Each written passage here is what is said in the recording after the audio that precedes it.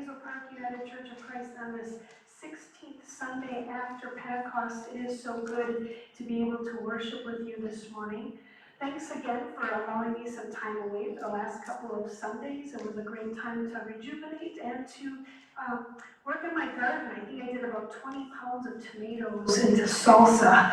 So it was a good time. So thank you for that. A few other announcements to be made this morning. Right after worship, I invite you into a time of fellowship out here in the narthex. It's a time for us to catch up with one another and have a cup of coffee and just to say hello. That's right after worship. Next Sunday is our last destination unknown, and we ask for that time.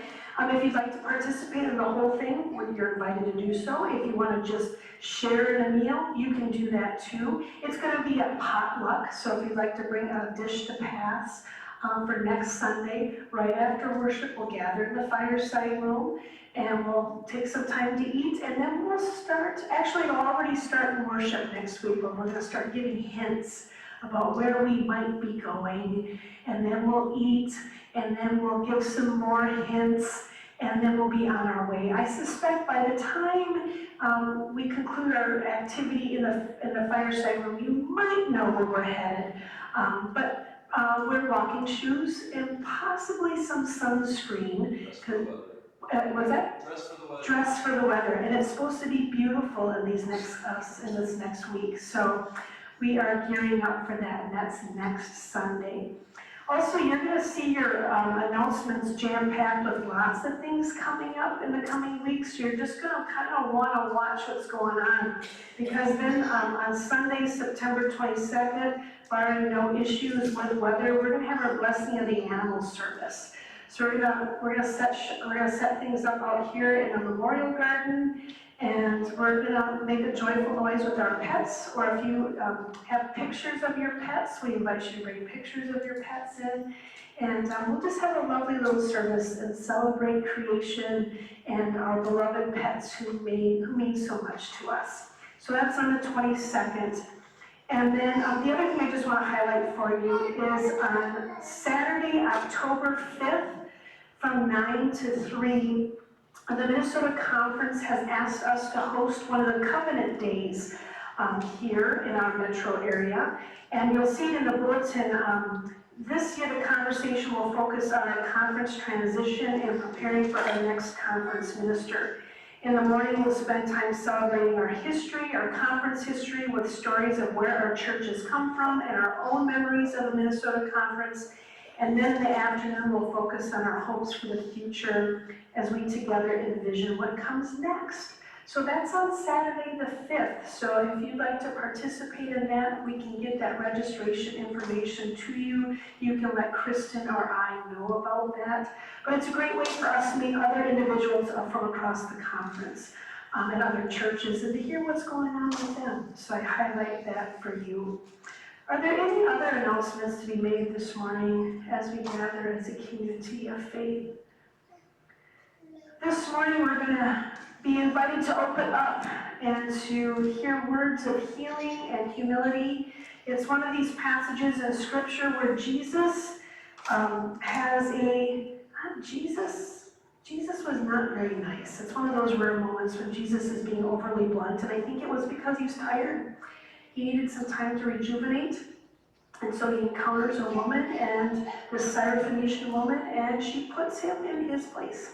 And so there's a moment of humility, there's a moment of grace, there's a moment in which sometimes we need to be invited to listen and then to do so. And what does that mean when we truly do listen to understand our neighbors and our friends and our family? So we're going to take some time and to lean into that for our worship for this morning. I trust that you have a bulletin in hand or have a way to see the screen. Those portions that are printed in bold are your cue to speak with one voice, and anything with an asterisk before it is your cue to stand. For those of you joining us online, good morning this morning, and we invite you to participate in whatever way feels comfortable to you. I invite you then, if you're able, to please rise as we share responsibly in our call to worship this morning, based on Psalm 125. Those who trust in the Holy One are like Mount Zion, which cannot be moved but abides forever. Surround us, O God, like the atmosphere around the earth. We stretch out our hands and our hearts, reaching for your goodness and righteousness. Surround us, O God, like the atmosphere around the earth. Lead us on good paths and make us agents of peace. Allow us to be opened by your generous spirit. Surround us, O God, like the atmosphere around the earth. And together let us pray. Holy One, our Maker, we gather to worship you, to renew our spirits, and to connect as a community. Some of us crave a joyful noise, some flourish in quiet contemplation, others desire movement, while others need to ponder our thoughts. However we worship, we gather here. In this place, we find you in the midst of us. In this connectivity, we know that your covenant remains in effect. May your Spirit guide, empower, and speak. Amen.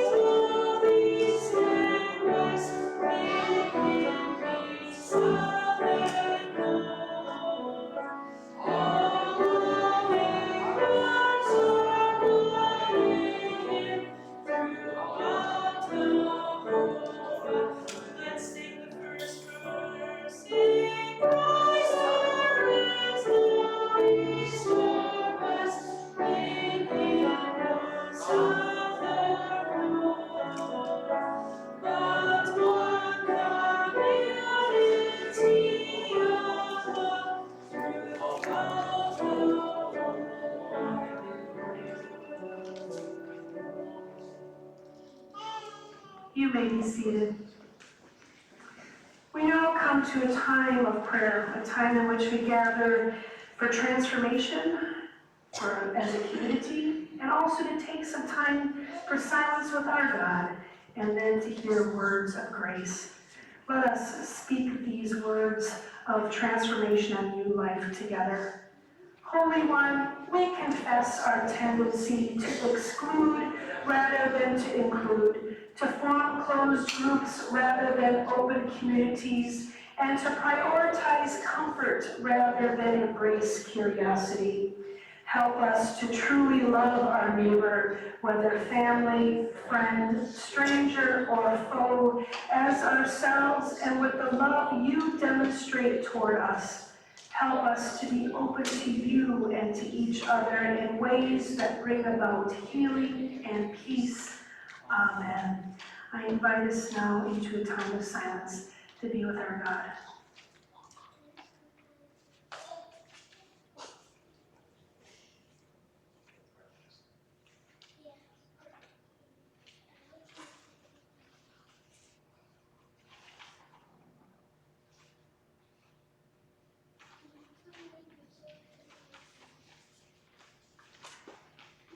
Hear these words of grace. Beloved, God's grace is sufficient to meet us in times of tenderness. Let our commitment to the gospel and a life with Christ be reflected in our attitude and actions toward those with different life experiences, identities, and cultures. Be opened to the possibilities, wonders, and joy that the diversity of God's creation presents to us. This is the good news. Thanks be to God. Amen. In the spirit of Pentecost, the creative spirit moves among us, inviting us to greet each other with words of peace and to build relationships. On this day, may the God within me greet the God within you. I invite us to share in words of peace and blessing to your neighbors in whatever way is most comfortable to you on this day.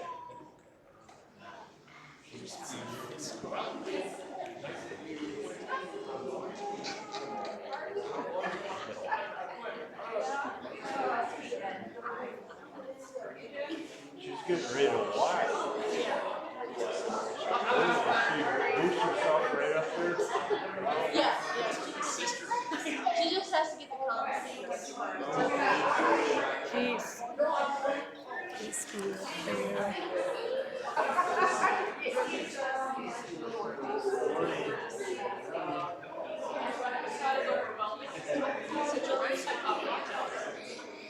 Peace be with you.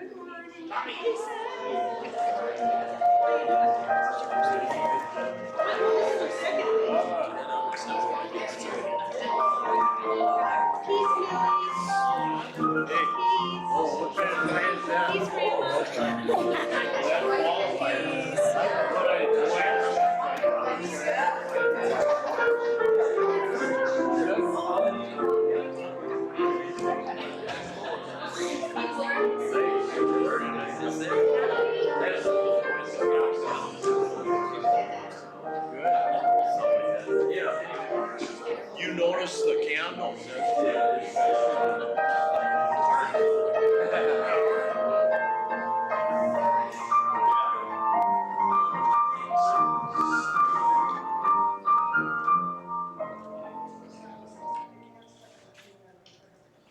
We now come to a time to hear what the Holy Spirit has to say to us on this Sunday, and we turn to the Gospel of Mark. Up to this point, it's been busy in the Gospel of Mark. There's been the feeding of the 5,000. There's been healings in Gennesaret.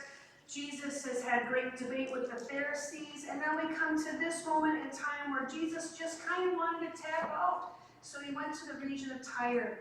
And here we hear the interaction between he and a Syrophoenician woman.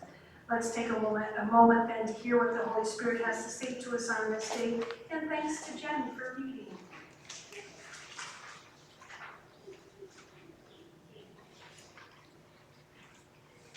Good morning. Hear these words from the Gospel of Mark, chapter 7, beginning with verse 24. An immigrant's daughter is delivered. Jesus left that place and went into the region of Tyre. He didn't want anyone to know that he had entered a house, but he couldn't hide. In fact, a woman whose young daughter was possessed by an unclean spirit heard about him right away. She came and fell at his feet. The woman was Greek, Syrophoenician by birth. She begged Jesus to throw the demon out of her daughter. He responded, "The children have to be fed first. It isn't right to take the children's bread and toss it to the dogs." But she answered, "Lord, even the dogs under the table eat the children's crumbs." "Good answer," he said. "Go on home. The demon has already left your daughter." When she returned to her house, she found the child lying on the bed and the demon gone. A deaf man is healed. After leaving the region of Tyre, Jesus went through Sidon, through Galilee, through the region of the 10 cities. Some people brought to him a man who was deaf and could hardly speak, and they begged him to place his hand on the man for healing. Jesus took him away from the crowd by himself and put his fingers in the man's ears. Then he spit and touched the man's tongue.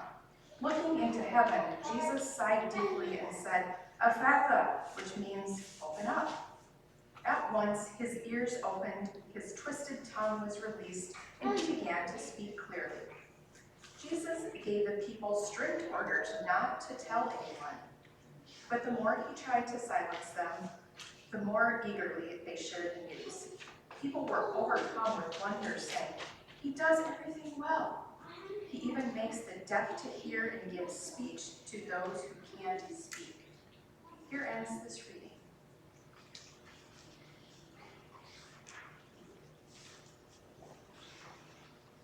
I'd like to invite the children forward for a children's chat this morning. Come on down. I want to hear all about the first couple weeks of school. Yay, everybody's so thrilled to come on down. Yay.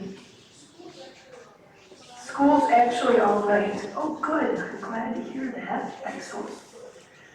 Is school actually all right with you guys? Millie's coming. Millie, is school okay for you?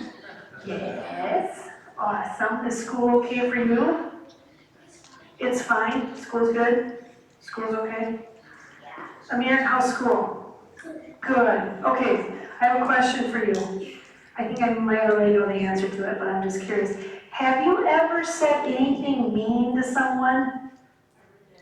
Every day? Yes. Yes, yes. Every single hour. Okay, and has anyone ever said anything mean to you? Yeah. Yeah. And how does it make you feel? Yeah, not cool, right? It's not. Yes, you have to give up, put down, exactly. So, in today's scripture passage, Jesus said a not very nice thing to a Syrophoenician woman who was just looking for some help. And he alluded to her, he called her a mean word. And no, it wasn't a potty word, but it wasn't a very nice word. What did he say? He essentially called her a dog. Yeah, ew, not good. And you know what? She didn't take kindly to that, and she put Jesus back in his place. How? Because she's like, you know what? You're not any better than me. So then what happened was Jesus was like, ooh, I gotta be humble for a moment. I gotta take a minute and look at what I just said, and I need to listen. But sometimes it's really hard to listen because in that moment our body's just all kind of like, oh gosh, riled up, exactly. So what are some things we could do to listen to our bodies so that we could get back in check for a second? Have you ever thought about ways to regulate your body? You talk about that at school? Yeah. Hold ice cubes? Yeah, that works. How about just taking a big old deep breath? That's an old-fashioned way. Why don't we just all take a big deep breath together? Amir, can you take a big deep breath with me? Here's another one too. Let's stand up. I have another one. You can stand up? You got it. You want to stand up with me? Right? You want to stand up? Amir, can you come down here? Here's another big one where you can stretch your hands above your head. Can you do this? There you go. And then can you bend over and touch your toes? And then just hang there, because sometimes what this does, it gets the blood moving in a different way, so that when you come back up, maybe you can see things a little differently, right? So when we go about into this coming week, before we say something we shouldn't be saying, maybe we should just take a moment to pause and to listen so that we can treat each other with love and respect, right? We gotta practice that. What's that? Do you think we can do that for this week? Yes, exactly. All right, let's take a minute to pray. Does anybody want to pray today? You want to pray? Let's do it. Loving and gracious God, we give thanks for our methods of cooling down from a big argument and why did Jesus say that word? Yep, and Jesus had a moment too. Yeah, Everybody has a moment, so help us to pause and to listen. Amen. Great. Thanks for coming down. You guys have a good week at school. Thank you, Dana, for trying.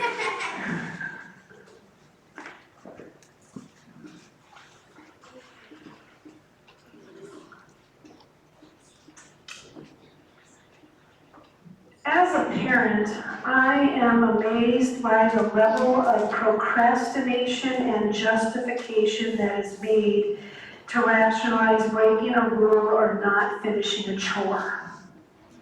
When these moments arise in our household, I find myself looking at two potential attorneys arguing all sides of the why or why not a task should be completed when ultimately I've just asked for the dishwasher to be unloaded. As the judge in this case, their arguments tend to fail, yes. Katie Vander Linden, in her commentary related to this text from the Gospel of Mark, has written, quote, "They say that in parenting, you pick and choose your fights, but when you do fight, make sure you win." According to Vander Linden, it is hard to imagine Jesus losing an argument, given his ability to leave the powerful speechless. Jesus often questions religious authority and quotes scripture to make points that religious leaders cannot refute. In other cases, he simply asks questions that leave his listeners confused and unsatisfied with their own ineffective answers. And yet, a Syrophoenician woman, Gentile woman, is apparently able to win an argument with Jesus himself. Most parents would do anything for their children. Desperate parents can take desperate measures to improve life for their children. This woman is watching her daughter suffer tremendously without hope or healing. In desperation, she leaves her child and finds Jesus, begging for help. It is in this humbling moment to know that there were days that Jesus had enough and his response was anything but pastoral. To put it bluntly, Jesus was being a bit of a jerk. He described the Syrophoenician woman and her daughter as a dog. Dogs in the first century Palestine were seen as scavengers rather than the pampered pets of today. Could Jesus have been any more offensive? Granted, he had just fed 5,000 individuals, healed the sick in Gennesaret, and had a stressful conversation with the Pharisees and some of the scribes about tradition, doctrine, and commandments prior to meeting this woman. One could easily say that Jesus simply snapped. He was tired. He had enough. He wanted to be left alone. We've all been there. Thus, the reason for going to the region of Tyre in the first place. To be left alone, to find a moment of rest, a place that no one would never find him, for him to get his thoughts back together and to get rejuvenated. Instead, a pagan woman, a Gentile woman, noticed his arrival. Word had spread about Jesus' actions and deeds and comments, especially the way in which he could heal people. This Syrophoenician woman was desperate. Her daughter had an unclean spirit to contend with, and the odds of her survival were slim. She went to Jesus. The Gentile woman went to Jesus and bowed at his feet and asked for his help. Vander Linden writes that Jesus does not offer help simply based upon faith, as he once did earlier in the Gospel of Mark. Instead, Jesus talks with her, explaining that there are proper channels, the proverbial stay in your lane. However, this anguished mother argues her case, reminding Jesus that everyone eventually gets in the lane. And Jesus accepts her argument and heals her daughter. And this is also knowing that Jesus was good at pushing the envelope within his tradition of Judaism. He knew how to push the buttons of the Pharisees, let alone the buttons of tradition, by healing women, plucking heads of grain on the Sabbath, and feeding a large crowd using 5 loaves and 2 fish. But to heal a Gentile, that may have pushed things a little too far. The woman continued to beg, and with arrogance, Jesus hoped to dismiss the woman by saying, "Let the children be fed first, for it is not fair to take the children's food and throw it to the dogs." Jesus should have known better not to mock a mother trying to find health care for her young. She fires back, "Sir, even the dogs under the table eat the children's crumbs." And that was the day Jesus was put in his place. That was the day that Jesus' ministry shifted to include everyone, Jews and Gentiles alike. Van der Linden writes, "One can understand faith healing, even the distressed attempts of a person in crisis getting Christ's attention, and this being enough for healing. But here we see Jesus allowing a person to plead her case, to put words to her understanding. Instead of presenting himself as all-powerful, he humbles himself, acknowledging that there are times to listen, to acquiesce, to admit an argument has merit, even if you disagree. Her daughter is healed because in addition to believing in Jesus, she makes the proclamation, she makes the effort, she makes the case, and she does the work." As much as I find Jesus being a jerk when using the words dog to describe the woman and her daughter, I also know that those who knew Jesus would have found the healing of a foreign child more shocking than the words that Jesus used in the first place. Jesus' ministry has just crossed boundaries and borders that no one ever thought could be or would be crossed. What followed Jesus' response to the Syrophoenician woman's faith was business as usual. The healing of a man who could not hear, followed by 4,000 people being fed. Jesus' ministry was enriched by his experience in the region of Tyre, and Jesus' ministry no longer felt exclusionary. You might even say that Jesus underwent some kind of reform. The kind of reform that insists that listening to understand is vital for the care and compassion of those oppressed by virtue of their race, gender, sexual orientation, class, country of origin, and status. Perhaps what we have just heard from the gospel reading this morning was Mark's account of Jesus' realization that God's loving care, that God's healing care was not just meant for a few. It was meant for all. Wouldn't it be something then that this kind of reform was developed that heard the cries of the anguished? And more importantly, as good Christians, if this question is not considered, then we're going to be forced to look at the possibility of naming the outsiders who deserve only crumbs or less from our table of plenty. Jesus spoke inappropriately to the Syrophoenician woman, but at least he was humble, and at least he understood when he was put in his place.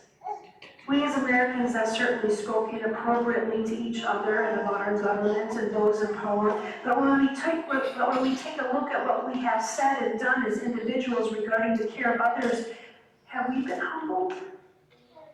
Way back, when the events of 9/11 happened, we as Americans pulled together.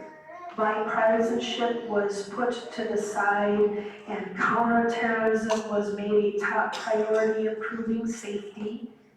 Of course, this was a huge crisis point in the life of our country. But do we always need a huge crisis point to respond to basic human rights? Catherine Matthews cited Barbara Brown Taylor's sermon on this passage entitled "Owning Your Own Shadow," where she writes, Jesus, Taylor writes, knows the truth about us and our judgments about one another, especially when we place some of God's children on the other side of a line that we draw. The danger is not out there with the people who frighten and disturb us. The danger is in here, in the part of us that wants to cut ourselves off from them. There is actual evil in the world, no doubt about it, but until we meet up with the evil in ourselves, we cannot do battle. We cannot fight the shadow we will not own. Jesus isn't really wrong in what he says.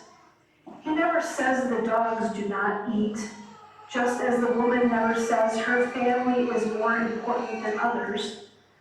They each describe the system as they understand it, and they discover commonality.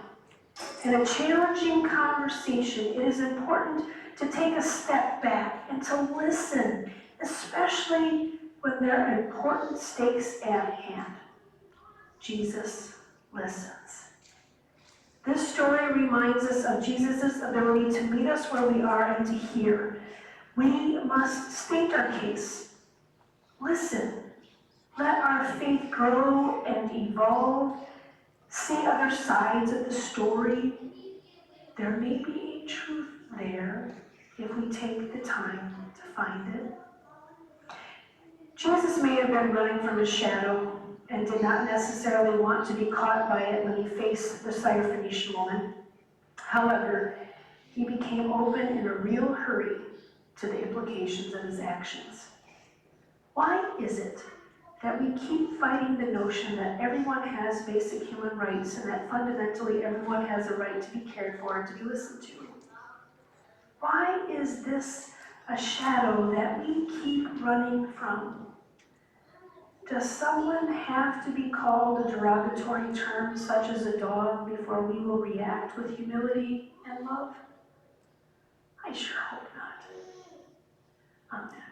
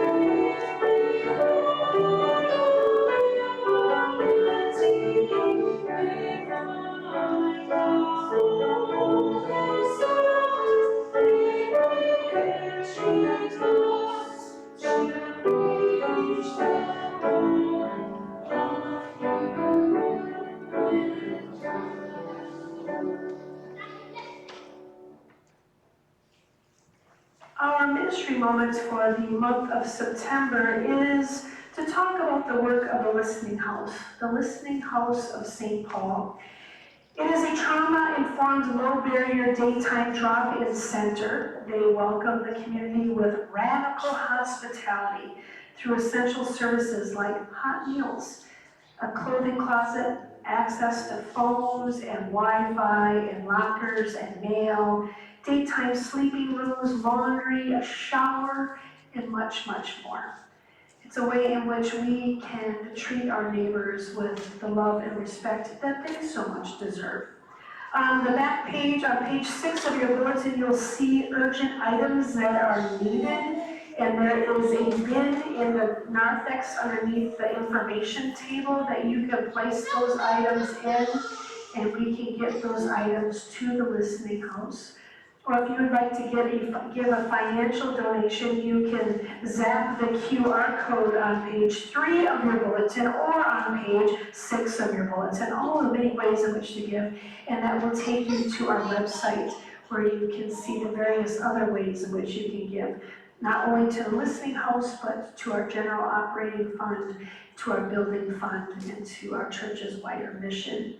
These are the ways in which, when we pool our resources together, we are able to do some really remarkable things, not only for us as a congregation, but for our neighbors, our friends, for people who need to know that there is love and that they too are created in the beautiful image of God. So my friends, on this day, we will give of our offerings in person by passing offering plates. And you can zap using your phones and going to online ventures for all the ways in which to give. And I thank you. I thank you for the many ways in which you do give of your time and your talent and your treasure. It is a deep blessing, and it is great, and I am grateful for it. Let's take a moment then to share in our offerings by collecting our offerings at this time.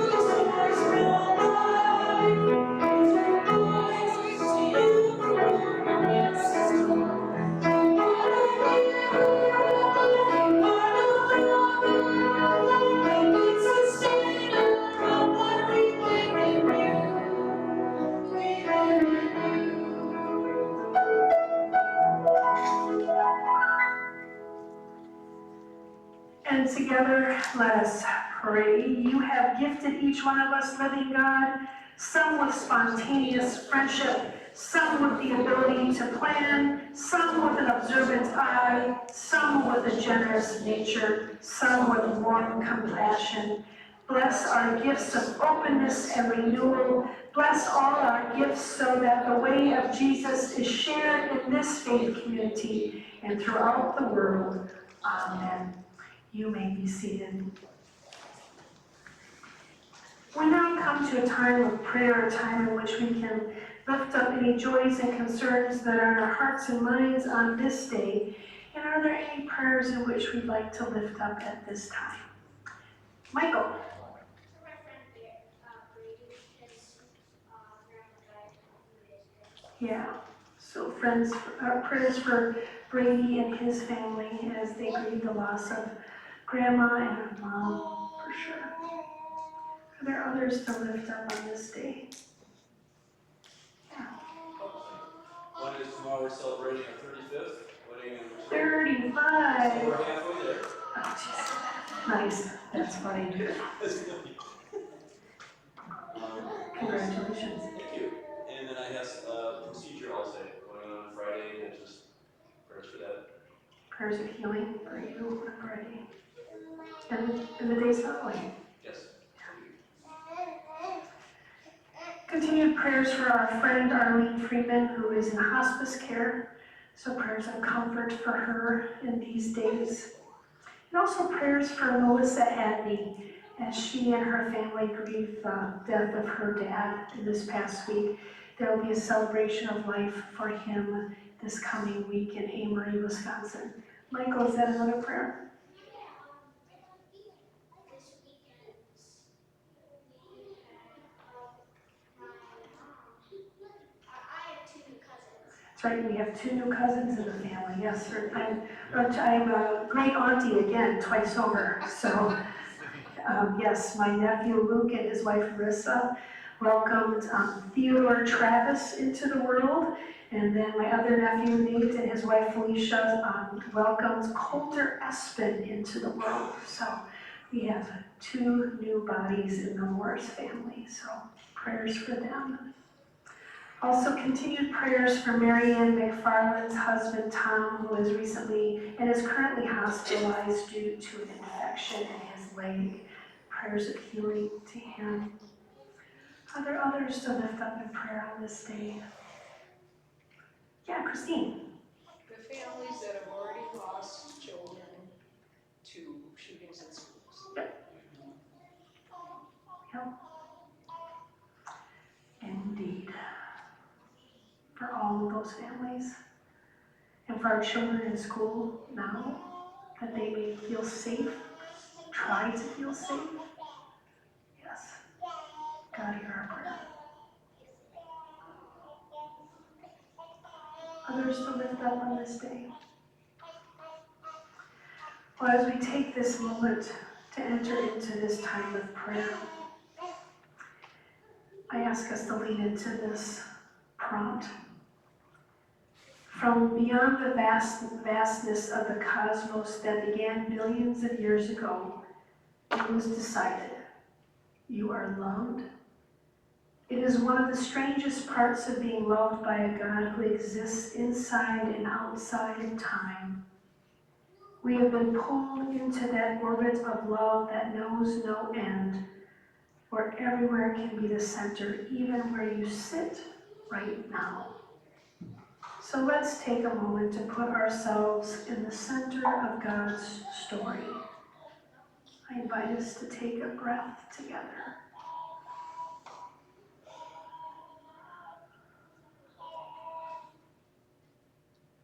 And hear these words. There was a time when we had a grip on things and a few decent plans, even a theory or two about how to keep our balance on this spinning planet. And then,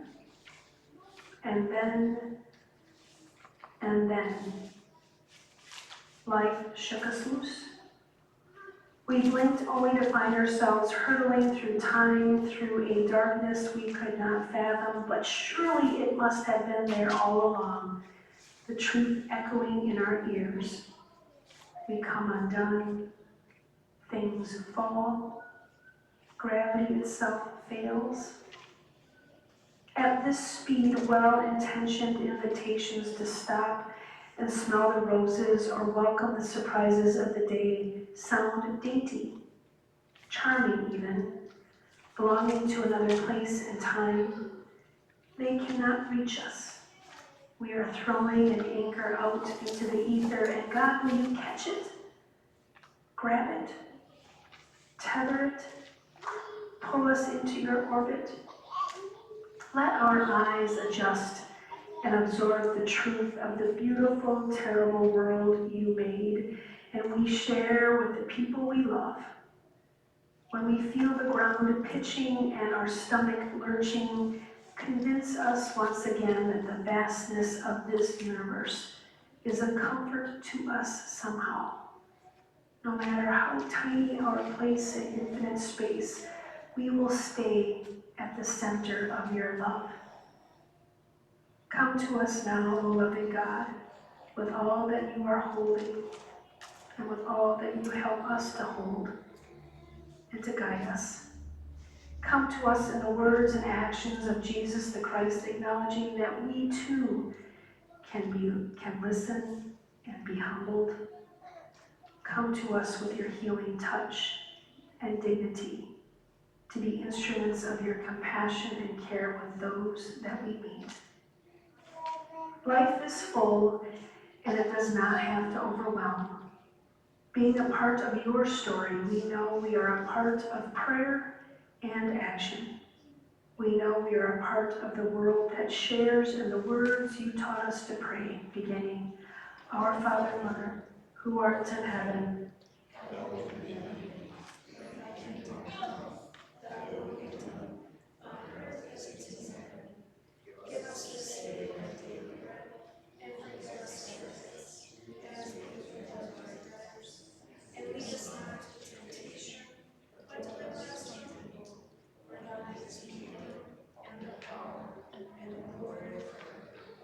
Amen. We turn to our final hymn on page 662 of the Chalice hymnal. You will notice that there are 4 verses, and verses 3 and 4 are on the second page. You'll see it written below, so when you open it up, don't be surprised if you're wondering where all the words are. They're there, and if not, they're up on the screen. Yep, I got a confirmation. They're on the screen. All right, let's take a moment to sing it now. If you're able, I invite you to please rise.